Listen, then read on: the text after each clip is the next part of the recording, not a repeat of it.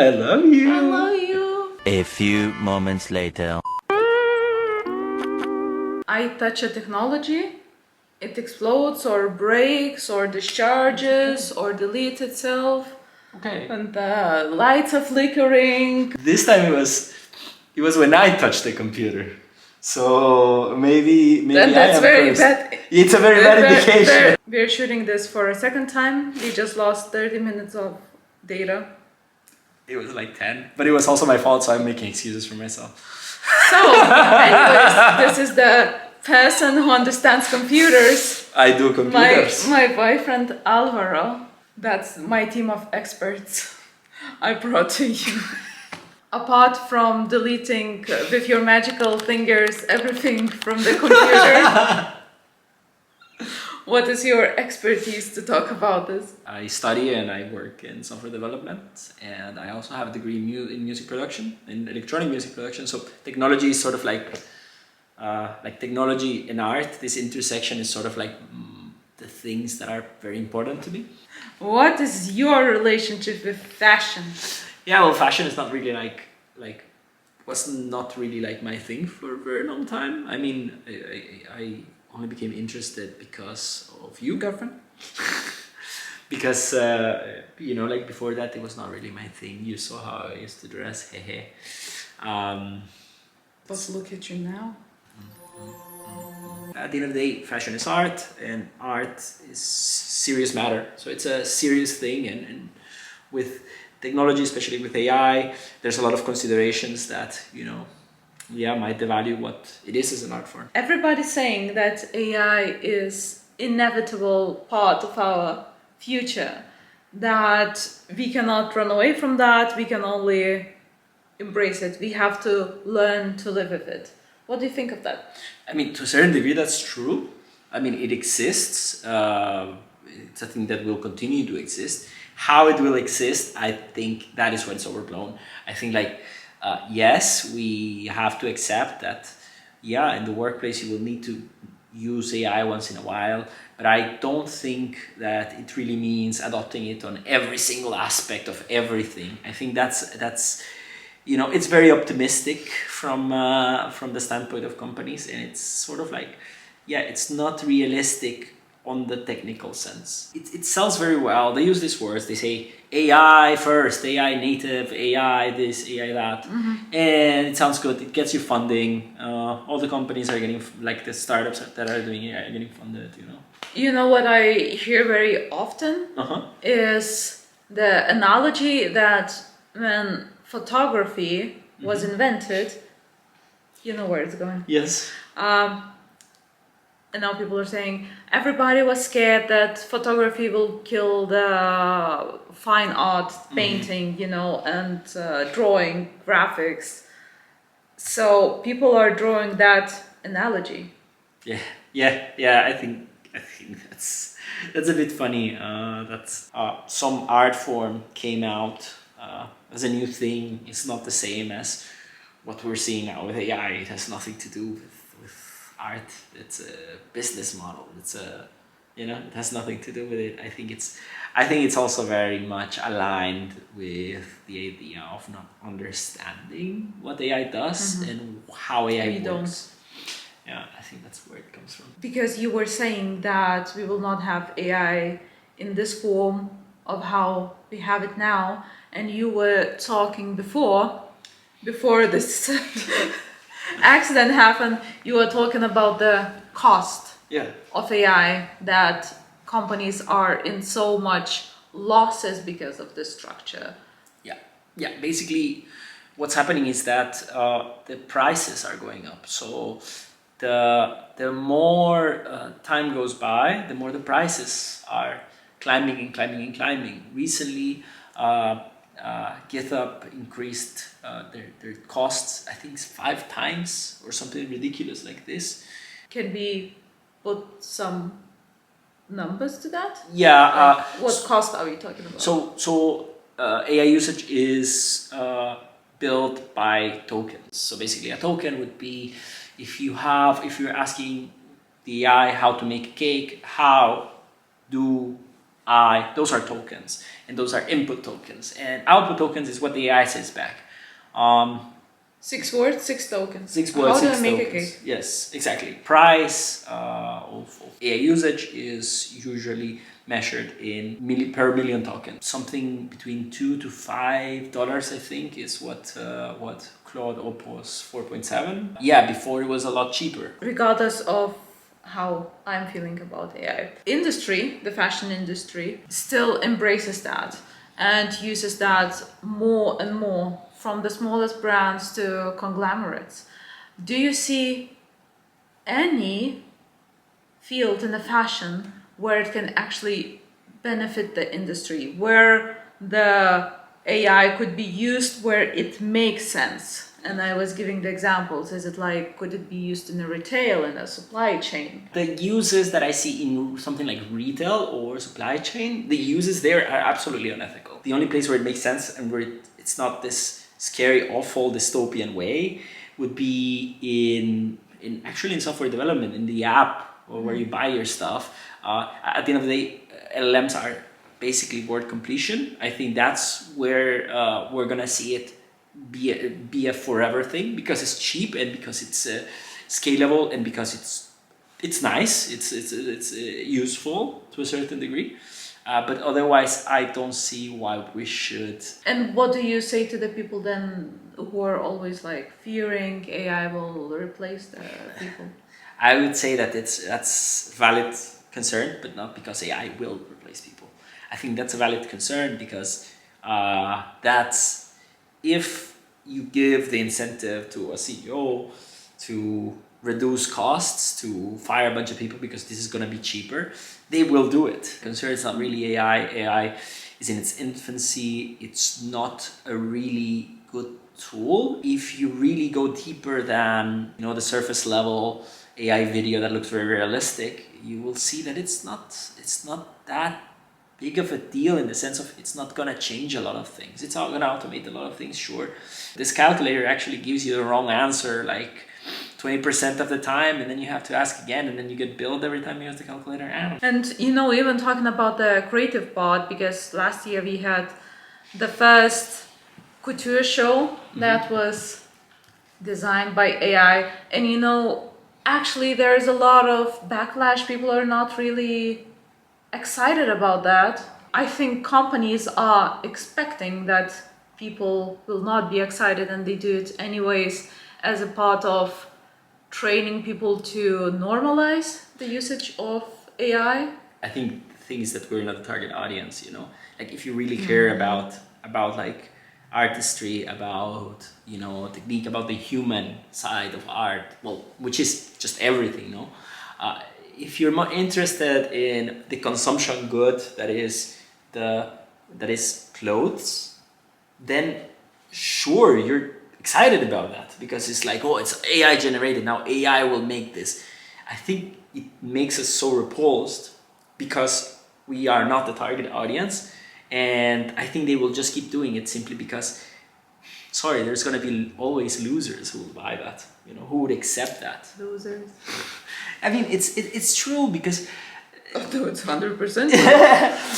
I was like, no, I don't want to offend anyone. No, offend everyone. Okay, but it's just, like if you do not care about fashion, if you do not care about art so much that you accept a predictive machine, a predictive black box that you also don't understand to dictate what you like, I think that's loser behavior, sorry. Yeah, I like with how much passion you're talking right now, because the whole couch is moving. Yeah, sorry. And talking about creative part, this is something that is very close to my heart, because I am not an influencer. I have a professional fashion background. Now I still follow a lot of students' work. I love watching students doing their visions and like translating, because I see a lot of something very, very pure in that. Because when a designer gets hired by a big company, usually you are not allowed to be creative. Seeing student shows is this outlet where you're seeing this completely wild visions. They are actually creating what they are thinking. On that note, I am seeing now a lot of fashion schools and even, like very prestigious schools, they're inviting these AI experts. Can you say that? No, we cannot say that. You cannot say that. AI Yeah. something? Something. I mean, AI expert right now means nothing. Yeah, these people Yeah. to talk about this technology. Yeah. And of course, I can understand that fashion always tries to catch up with the newest technology. When I was studying, laser or 3D modeling was a new thing. Now it's widespread. Everybody uses that. And it's amazing technology. These technologies are also crucial part of creative process. How do you see AI being different from these technologies? Well, because of control, like I think when I was doing my thesis, I had an interview with a master engineer. My thesis in music, not anything to do with software, but my thesis topic was music that is not really correctly mixed, but rather aesthetically mixed. And sometimes we take decisions that are not in the canon of what we're supposed to do. And he said something about control. That art is only bad when the artist is not in control. What is more out of control than a machine that predicts the next pixel, that predicts the next word, that is absolutely leaving it to something that is not, it's an amalgamation of the most likely scenario calculated by an algorithm. It's absolutely disrespectful towards the craft. And I think it's illusion that you created something. Exactly. But it's never that you have control. It's the gambling over brain. that. It's this gambling brain. I put the coin in the machine, so I put my prompt in the machine, and it spits back this roulette, and it says 777. Oh wow, I earned $10,000. It shows me a nice image that I like. Oh wow, it's sort of like it triggers that in us, and I think that's that's the model. How students can get acquainted with AI actually, in what context? Because even though you're not using that, and I hope students don't use that in any other scenario than these workshops that they have to attend, I think it's still good to get acquainted with this. That's true. Not that you can implement it in your work, but simply for a reason that you know what it does. In what context do you think students could use AI and get acquainted to this technology? I'm a tutor at school, so I interact with a lot of new coding students, and I think I can draw the same parallel to fashion students. He's talented and he is a teacher. Stop it. I always get some of the new students approach me that it's their first times coding, and they go, how can I become better? Or they ask me questions, or they notice that they're struggling, and I try to offer my advice. And I say, hey, don't let AI do your work. Don't let AI write your code. In this case, don't let AI make your design documents for your fashion class. And it always seems, there's a lot of students that they hear that and then they still continue to do so because they believe that, hey, actually I'm doing the thinking, I'm actually doing the work. You make yourself believe that you're actually learning and you are not. What students should do to ensure that they use AI responsibly is to limit it as much as possible. There's the system prompt where you can write exactly how you want the AI to talk to you, the LLM to talk to you, and you can write, hey, do not do this, do this, do this, do not do this. I think you should use that. I think you should make sure that you never get... and what to restrict, for example? For example, I'm thinking about the case of fashion, which is not my field, but I would say something like, hey, do not try to point me in a certain direction. Do not try to make comments on if this is better than this thing. Maybe act as a research tool that will give me sources and you will format them like this, like this, like this. The more you restrict it, the more you can get out of it, because a machine. And it reacts to that. Exactly. It absolutely, every time you send a prompt, the prompt, it takes into account your system prompt. A machine that spits out research, that's amazing, no? Like, that's great. Like, hey, give me 20 books about this topic. Do you trust it though? No. Because I don't trust it. That was gonna be my second point, actually. Okay, I'm sorry. I interrupted. But it's true. But it's true. That's exactly what I was gonna say. Don't trust it blindly. Everything that it says, look it up. You have to limit a lot of what it does, and you have to make sure that you're responsible and that you're actually doing the work. Now we see a lot of, fashion tech festivals and events and workshops, and this is the booming topic all around the globe, or flat earth, whatever you believe. In these lineups of professionals, there are only art researcher, fashion researcher, fashion designer, academies director, whatever, and this and this and this and that. And these people are so excited about this new technology, but there is not even one tech person. Yeah, that's very problematic. That's very problematic. I did a hackathon with a bunch of researchers from a very big security lab, and they're doing a lot of research on AI. And this is people who write academic papers about AI. This is people who are immersed in it. They're doing their PhDs in AI, and none of these people will be okay with that. No one is talking about AI like this workshop talk, like this revolution, blah blah blah. Yeah. It's no technical language in this exactly at all. You don't have a technical person there to explain you really what's going on, when it makes sense, how it makes sense, and I think like when you do that, like you see these guys going out of these workshops and saying stuff like, "Oh, that was amazing! It's a tool like anything else." No, it does not work like that. The inner workings of AI are very important if you're going to use it in that way, and if you choose to use it in that way, and if you don't understand the risks, if you don't understand why or how, then there's no reason to have a workshop. So if you're going to have a workshop for this, which I think might be necessary, you probably need a tech person. A tech person that is unbiased, that doesn't have a charged opinion about this. You're a student of fashion. You should be so proud about that. A student of anything, I mean, if it really matters to you, me as a student, I am very passionate about what I do and what I'm learning. And I want to know why my tools work, why these things work, how do they work, do they make sense? And I think that as a student, you're being robbed of that opportunity if you don't have an IT person there, a tech person who would be able to explain you exactly how it works. Art researchers have a lot of value and they do really cool things and amazing things, but they shouldn't be the reference about how AI works.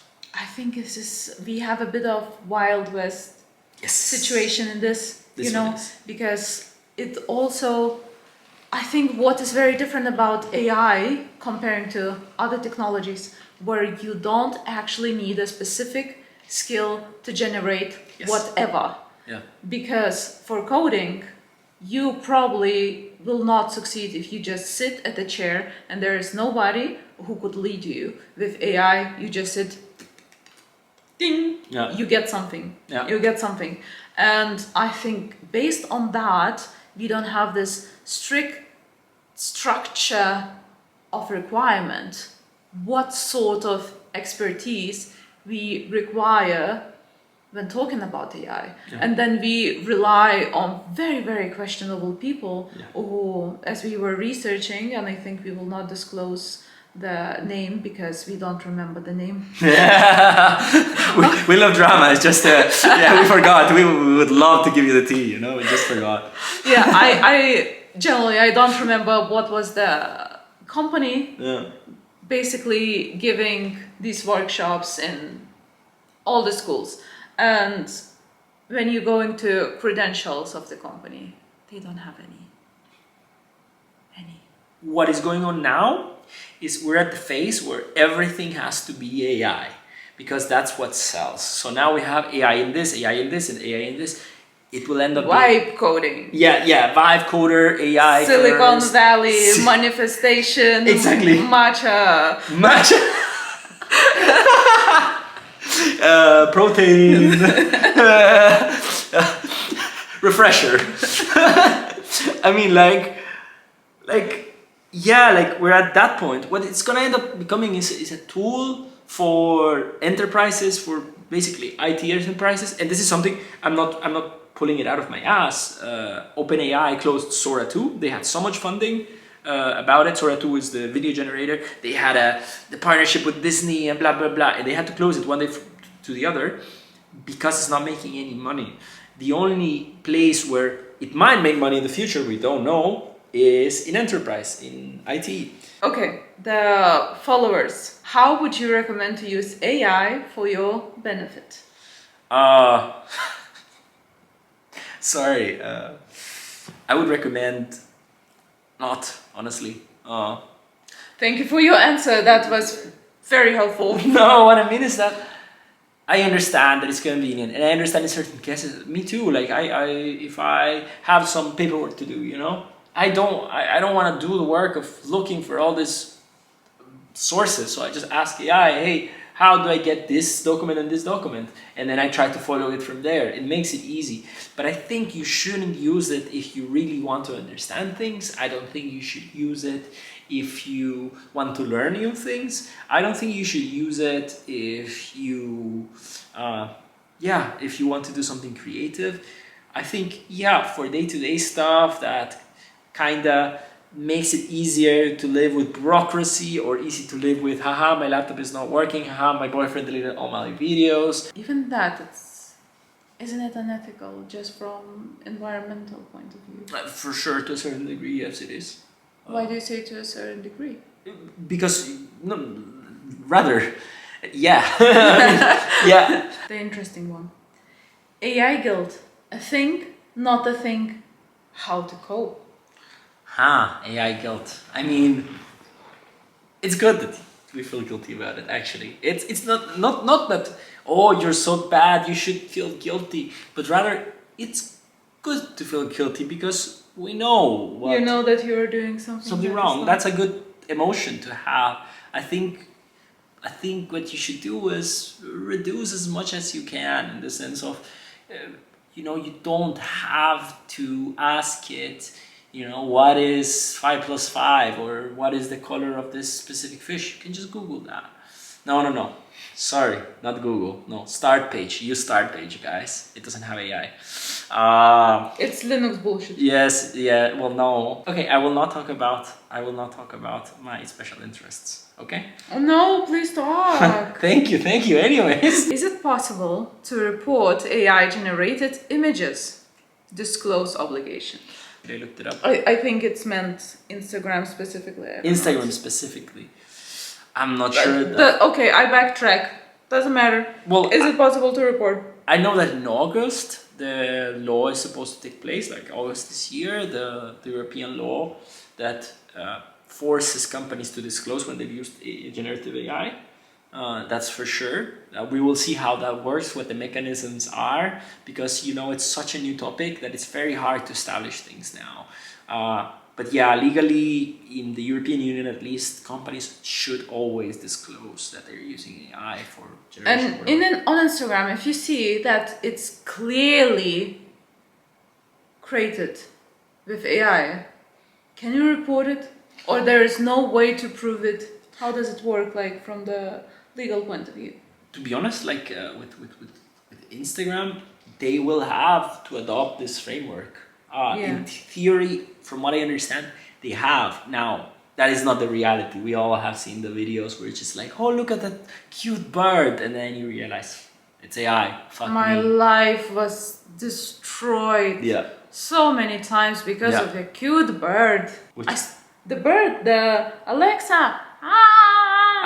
That bird. Oh no. Yeah, that sucks. How can you identify AI-generated images in the context of fashion when they are not labeled as such? I think this is for everything. Actually, this works for everything. You have to look at the details. AI is predicting what the next pixel is. So when you remember at some point we had the 6 fingers trick. Yes. Oh, you see the hand and you see an extra finger. Okay, that's AI. Or one extra hand. Yeah, exactly, or stuff like this. So this is still applies to a certain degree in the sense of, yeah, it has gotten better at really constructing a hand, but it has not gotten better at the details. You can also watch the background, what's not on focus, and what's not on focus will be malformed. It will look weird. I am not scrolling on my phone. I was looking for something that will make sense now. It gets more advanced, no?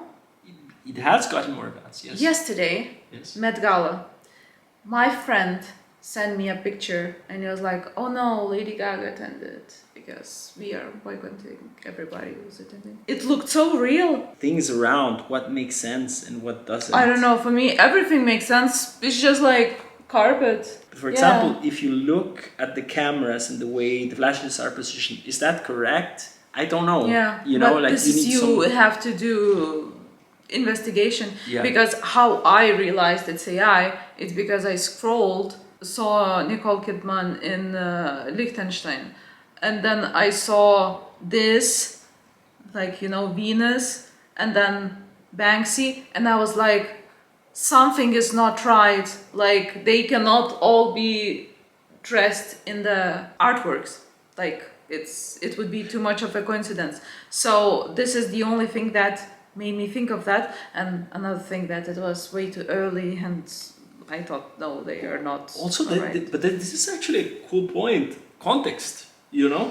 The context of where you see it, what you're seeing. Oh, with it. because it was Rihanna, and Rihanna is always late, and I was Yeah. like, no, there is no way that Rihanna arrived. It's the slop is everywhere, you know, like we're swimming in this huge pool of slop, and I don't expect that to get better, honestly. You also mentioned before, it's not a lot of time left for us to use AI, generative AI, per se, as we use it as freely now. Yes, yes. There's no reason for that to make sense economically. If you have never used AI and if you get into AI and you start using ChatGPT or you start using Claude, you're costing money towards OpenAI or Anthropic. Even if you pay a subscription, even if you pay the most expensive subscription that they offer, you're still taking money away from them.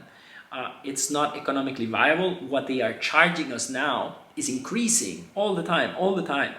Every couple of months it increases, and they are still not. So the actual cost of computing does not match the cost towards the consumer. So therefore, yeah, don't expect to be able to prompt as much in the future, because that is not profitable. That's not going to make any money. You're not the target audience. I'm not the target audience. The target audience is big IT industries. Those are the ones that might make the money, not the subscription. So don't expect this to be able to use AI. I had a friend tell me, what is real about AI is prompt while you can, because it's not going to be like this for long. It's very funny. There's a scenario where AI is actually superior to human brain exist right now. No, definitely not, because that's not how brains work. Right now, what we have is a black box that predicts the next token. I think that's the main...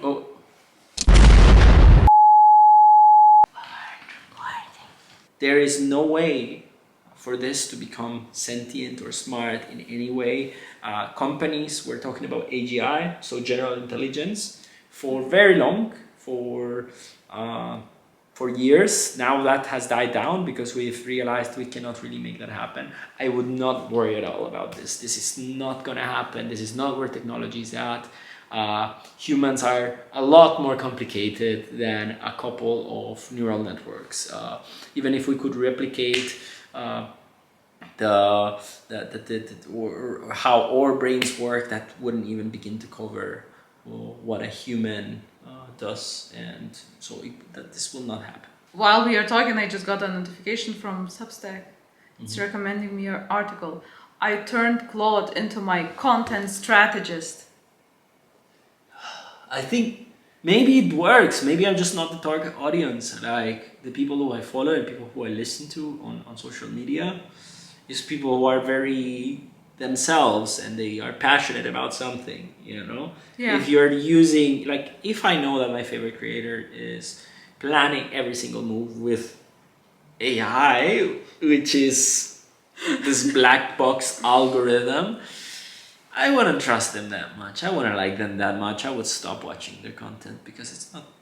This whole thing that it's some sort of assistant, that it's helper, it's because of the language Yeah. on the big part, because when you talking about it as a prediction machine, Yeah. it gives absolutely different undertone as when you are saying it creates, you Yes. know, it's The humanization of it. Yeah. You know that OpenClaw, which is this agentic AI that does stuff for you, basically it runs in your computer and does stuff for you. You know how they call their settings? Because you need to create a file that contains its settings, basically, how it should behave, what it should do, what it shouldn't do. You know how they call it? They call it soul. The soul. And when they talk about this in the circles, they're talking about the soul and the skills. That's the other thing, the skills, and people sharing the skills of their AIs. You know, the language is designed to evoke humanity, but that's not what's going on in the background. It's a configuration file. That's what it is. It's a set of instructions for the robot. You know, like for the robot. It's not even a robot. For the algorithm. robot. Yeah. Is it possible to live in a reality where AI and the internet in general does not exist? I mean, it's certainly possible. We had that before, but at this point, Yeah, we definitely had. We also had a world without electricity Yeah. before. but at this point, it's not going away. Yeah. So what we can do is prevent it from getting worse and worse. I think I was very optimistic when I was young. I was very optimistic about the internet and how it would make us connect with each other and understand each other's suffering and how like the world might change because of this invention. Now we're seeing it as the biggest, meanest tool of capitalism, of fascism, and it's absolutely depressing. So we have to fight back.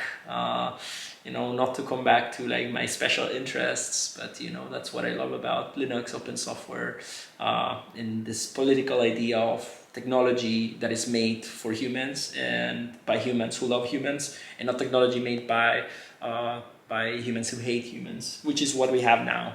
Find alternatives, because connecting with other people is cool. There's Ari.now. If you like Instagram, you can switch to something like Ari.now where you curate your own feed. There's no algorithm behind it. Maybe it's because of childhood, I don't know, but I have like this longing for life without internet and where we are not available All the time. 24/7. It's just, I think it's phones, the problem. yeah. Not to sound like my parents. Your phone is melting your brain. They were right. Our parents were right about it. It's Right. melted our brains, like look at the people we're electing, Can we program AI so it would take Bezos and the gang down? Also, where to sign? Yeah, let's go. Let's do it. We will contact you We will privately contact you, for definitely. this. Something positive for ending. It's gonna do a lot of damage for sure to the environment, but I think that the fears that it will change everything and it will do this is just propaganda to make us feel that that we need to buy this product. Fears or wishful thinking in some Yeah. cases, because in some Yeah. cases it's just like that people want to believe that there is this technology that can solve it all. Yeah, for sure, and that's just propaganda. They're trying to sell you the ice cream. They're trying to sell you the cigarette candies for kids to get them hooked into cigarettes later. It's just that. It's a lot of marketing, and I think if you read a bit and if you get a bit into it, you will see, hey, a lot of it's smoke and mirrors. Okay, then say goodbye to people. Goodbye, people.